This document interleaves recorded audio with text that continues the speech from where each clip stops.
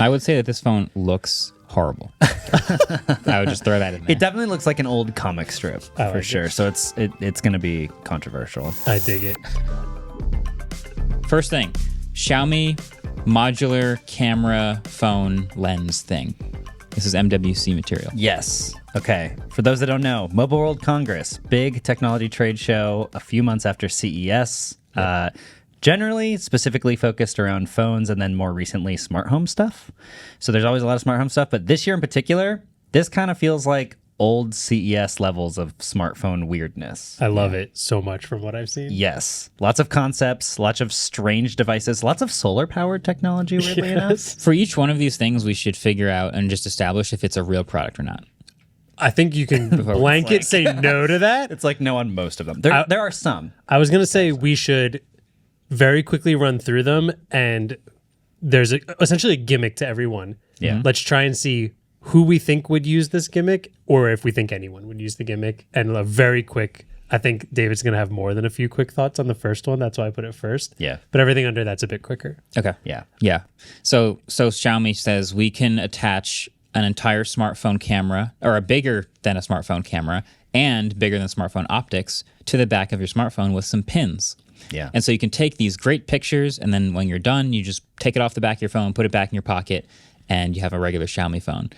It's not the first time we've seen this concept before. No. I have vivid memories of two of them. One of them was a Sony version of this, like the QX100 back in the day, which was literally the same thing. Like everyone knows the RX100. Yeah. It was a little sensor with a lens that you slapped onto the back of your Sony phone, and the Sony phone became the viewfinder.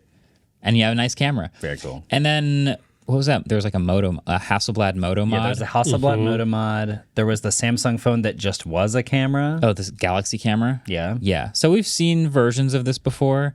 This is Xiaomi's version, 100 megapixels, big lens, f1.4 wide open to f11. Yeah. Roughly 35 millimeter prime focal length, not a zoom. And then these pins are super powerful, so they built a phone so you can transfer 10 gigabits per second. So you get like real-time viewfinder, all the information from your lens. Yeah. It's a cool idea. Yes. They said it's a 4/3 type sensor, which I don't really know if that means micro 4/3 or if that is sort of the 1.0 type kind of situation. Sounds like it's a little... probably smaller. If I'm doing straight math, it's bigger than the 1.0 type sensor. Yes, definitely. Cool. It means 4/3-ish. Nice. Ish. Which is what 4/3 vibes. Which is what 1.0 type is as well. It's also like vibes. not an inch. Yeah. Yeah. The cool thing about this is it's like a physical lens that has the sensor in the lens, and then it transfers via these pogo pins at 10 gigabits per second, which is very cool. And I find that super interesting. I wish it was not 100 megapixels. The reason they're probably doing that is because it's not a zoom lens, and that way you can crop into the center of the sensor, but then you have pixel pitch issues, which means you're not getting as much light per pixel, so that's a whole thing. However, again, micro 4/3 type is definitely bigger than 1 inch. And if you can just like slap it on the back of your phone, the question becomes, and again, this is a concept, so it's not actually coming out right now. Okay. The question then becomes, just like with the Moto mods, where they actually did keep releasing Moto mods and being able to use Moto mods on newer Motorola phones for a few generations, but they did eventually give up on it. So the question then becomes, do you want to buy a lens for a system of smartphones that you're not sure how long they're going to actually support it for? That's the question. Because when you buy a regular lens for like a Leica camera or like a Canon camera, you assume you're going to be able to use it basically forever, especially with adapters. This is so proprietary. Yeah. That you're not sure. Very one-off accessory type vibes. I think what's cool about it versus like the QX100 was that had like a little clamp on it, where this is, so the pogo pins are just for the file transfer. It connects magnetically, actually, almost like MagSafe. It's literally a circle puck on like the back. And like the lens aspect of it, I know you said the sensor's in it. This is basically a standalone camera. That you control with your phone and then transfers so quickly.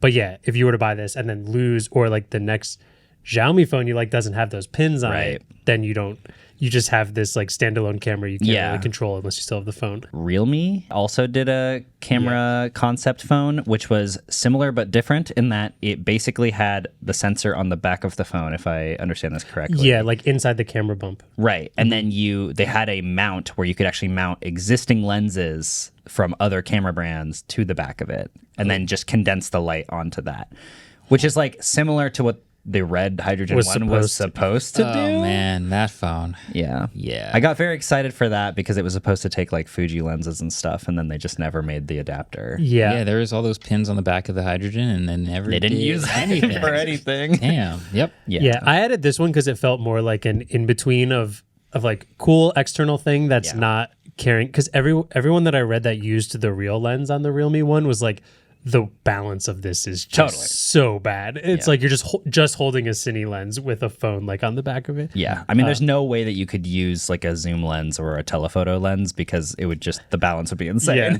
You'd be holding the lens with your hand and then just like tapping on the phone as the screen, Yeah. which is what some cameras are like nowadays anyway, too. But yeah, overall, I think the idea is like super cool. And I love the idea that you're like hiking and all if you have to do is carry some lenses with you and you can just slap on whatever lens you want onto the back of your phone. I think that's very cool. Devil's advocate. If you're gonna pack a bunch of lenses, Why not just back a body? yeah, just pack a camera. Yeah, I mean, there are some benefits. Like phones have much more computational photography chops than cameras do these days, which could be for the best, could be for the worst, obviously.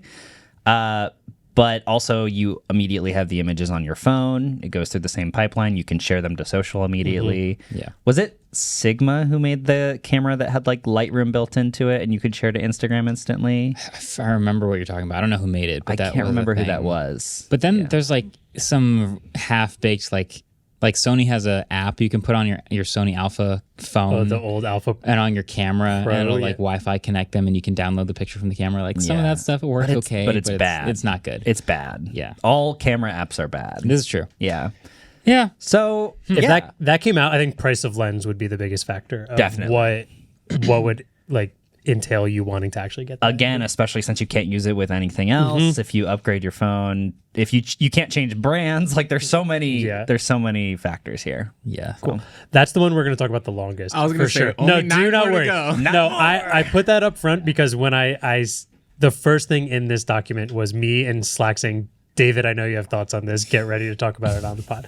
The rest of these will be really fast. In fact, have you guys heard of the company Nubia? Oh, Yeah. have I? Really? I've never heard of them. Definitely. Because I'm an idiot. They make, They all make a kinds lot of weird gaming phones. phones. No, it's not weird that you haven't heard of them. They make Okay. a lot of weirdo. Well, phones. here's two weird phones that I saw at Mobile World Congress. The real, first one. real Sure. phone or concept phone? These might actually. One of these I think is a concept. One of these I think is real. The because Music it's, 2 is the, real. The Music 2 has it's a predecessor. Okay. So the Nubia Focus 2 Ultra on the back has a spinning dial around the circular camera bump that lets you this is adjust also the real. camera's zoom. Is Also it real? Yes.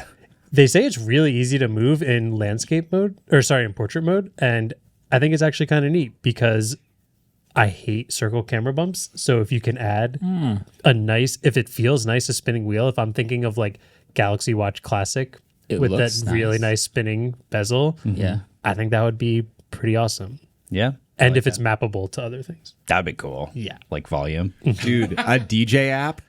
That'd be dope. I kind of like that. Yeah. So that. the other one is called the Music 2, which I'm almost positive is real, but I just had to see it. One, because it looks wild, and two, because Dominic Preston at The Verge titled this little subject, "The Most Annoying Phone Ever Made Adds AI," Hell yeah. which is, you can't not click that article. So what's the concept here? So the Nubia Music has two cameras and then what feels like a camera bump, but is actually a speaker on the back of it to play music out loud. They claim it plays music at 600% louder than the average phone. Oh my god. And the Nubia Music 2 now adds LEDs and an AI music generator. Oh my god. So you can just get on the subway and just generate terrible music to annoy people with. And then yell, "You're the first people who have ever heard this." Yeah, this I don't like this one. No, okay. It looks cool. It has this like cool comic, like cell shaded box grid on the back as the pattern, and I think it looks Yeah. pretty sweet. I think that I do like it for the reasons where you don't want to carry a Bluetooth speaker with you to the beach and you can just use your phone. I think that's cool. I could see. I mean, there are times where I don't want a Bluetooth speaker. The opposite of that is if you're at a national park and you're playing like music out loud on this, Yeah. I will throw you off the bridge. Yeah, I guess the question is how often are you wanting a Bluetooth speaker versus like I would like to buy a phone. Hey, that is specifically good at blasting music, so I don't need a Bluetooth speaker. Do you know what I'm realizing? What? The Moto G had G Play, right? With the back mods, had had the a speaker JBL mod. speaker also. That's Are these true. just all taking all the old Moto mods and turning them into singular Actual phones phones. Damn. instead? Yeah. So Moto mods were ahead of their time. Oh, they were way ahead of their They were. time. Yeah. Interesting. They lasted a while, but they did eventually die. I would say that this phone looks horrible. I would just throw that in there. It definitely looks like an old comic strip I for like sure. it. So it's going to be controversial. I dig it. Yo, thanks for watching this clip. I was hanging out with my friend Tim the other day, and he said something really funny. He said, processors and SoCs are just rocks that we tricked into doing math. Do you have birds? I got birds, boy. Like and subscribe.